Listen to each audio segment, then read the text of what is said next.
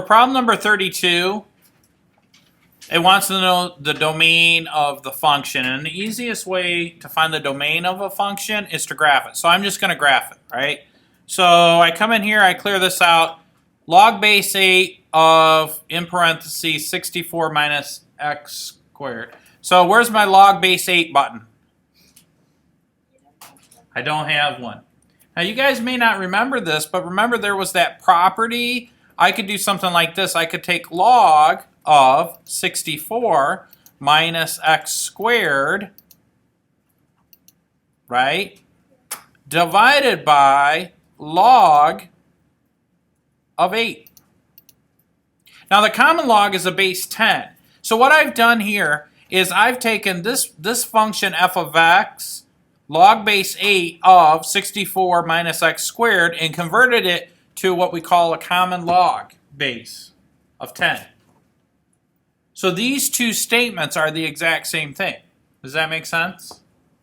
So now when I hit graph, it's pretty clear what my x and y's can be and cannot be. So since they're asking for the domain, it looks like it goes from 8 to negative 8, right? And it's trapped between 8 and negative 8. And so one other thing I could do is I could check to see, like if I plug in negative 8, can I include negative 8? What do you guys think? What's the y value when x equals negative 8? So clearly the answer is either A or B. A says that I can include negative 8. B says that I cannot. Okay, so what we need to do, let me move this out of the way. What we need to do is we need to verify that on my calculator. I cannot, so I'm going to choose option number B, or letter B, I should say, right? And that's the right answer. Does that make sense? And there were some other problems like that. Okay, like this one. How do you graph this? Same thing. We use that same property. So what I would do is I'm going to come in here. Let me block this out so you can't see it. And same thing. What would if I wanted to graph this? Oh wait, no, that's not the exact same one. There was another one that was like that was similar. This one. Okay, I want to solve this equation. How do I solve this equation? Well, I don't have a log base 4 button. But what I do have is a common log. And so if I write it this way, x minus 2, right, divided by log base 10 of 4, right? That's like the left-hand side of the equal sign. And then to solve it, I could just go y equals negative 1. Then look at the graph and see where the two intersect. And that would be my solution. See how I did that? And so what I would do is, I'm really talking about the equivalency property, but I'm kind of tossing some extra ones in here.